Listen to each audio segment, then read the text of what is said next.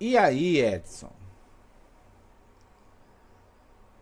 Essa maturidade, será que nós estamos com uma maturidade espiritual para que toda essa contínuo de informação aberta, seja ela X, Y, Z ou K, nós temos uma estrutura, uma maturidade para usar tudo isso aí? Com toda sinceridade, eu não posso responder de uma forma genérica, generalizada também. Eu posso responder de uma forma particular, entendeu? De um olhar muito particular meu. Porém, eu não vou ficar em cima do muro, não. Sem generalizar as pessoas, eu vejo que a humanidade, ela só está preparada para lidar com a tecnologia e com a própria espiritualidade, que seja do plano astral, quando ela, no corpo, na vida material, se preocupe muito mais com a evolução ética de que a moral. Porque a moral da sociedade é fraca, frágil e falha. Por mais que a intenção é boa, mas a essência antes dos princípios é o que nos torna melhores. Quando eu entender que moralmente é certo eu não ser racista e preconceituoso, mas antes desse entendimento eu ter a compreensão ética, então é dentro de mim essa convicção que eu não devo ser racista, porque isso é uma doença. Que eu não devo ser preconceituoso, porque isso é uma limitação. Independente de ser certo e errado moralmente pelo um acordo social, eticamente pelo meu acordo espiritual com a minha consciência, eu não sou o Maria vai com as outras. Quando isso começar a acontecer, eu dei dois ângulos, mas isso pode se espalhar em qualquer ângulo que envolva a essência humana.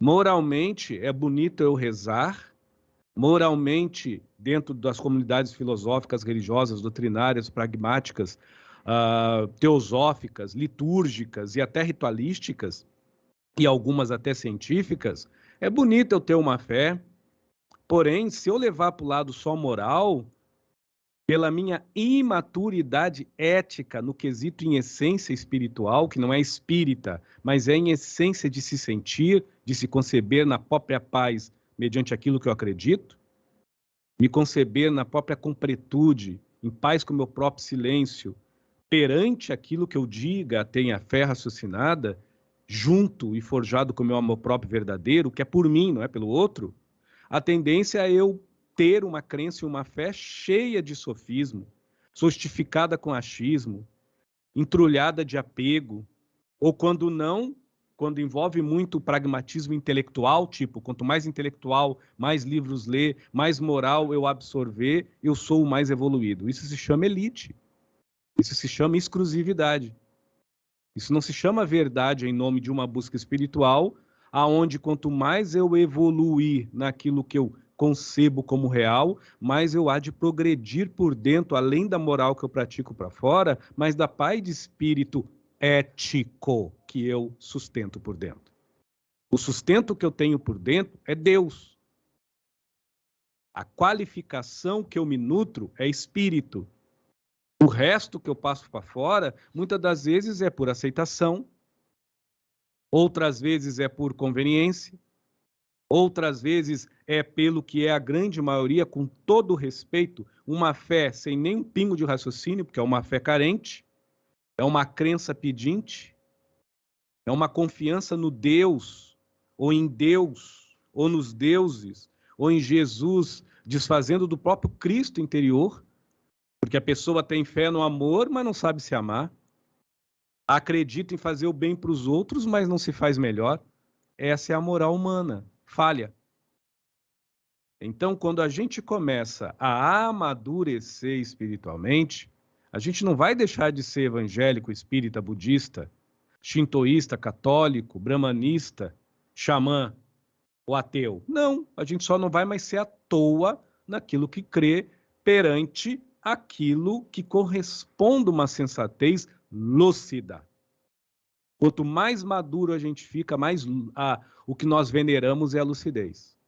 Quanto menos maduro você é espiritual, a gente vai venerar a conveniência, a aceitação, a cultura, palavras bonitas, rabuscada, com todo respeito, espírito de tez negro, se não espírito só loiro com os olhos azuis. Aí a gente começa a criar margens de desenvoltura moral para aceitação do que seja mais conveniente as faltas e as carências interiores que eu tenho, por eu não ser realmente envolvente com a caridade que eu pratico, que muitas das vezes é uma cópia, até de boa intenção, mas é uma cópia, que eu dou com as duas mãos, dou com o meu corpo, mas quando eu me retiro ao meu próprio silêncio, mediante a minha forra raciocinada, eu me encontro em solidão, porque eu não sou generoso eticamente por mim mesmo. Eu sou solidário, moralmente para qualquer um. Agora, eticamente para comigo, eu me desconheço. Só por causa disso, Claudir, a maturidade espiritual tem um trabalho extremamente estrutural no caráter humano, na forja humana.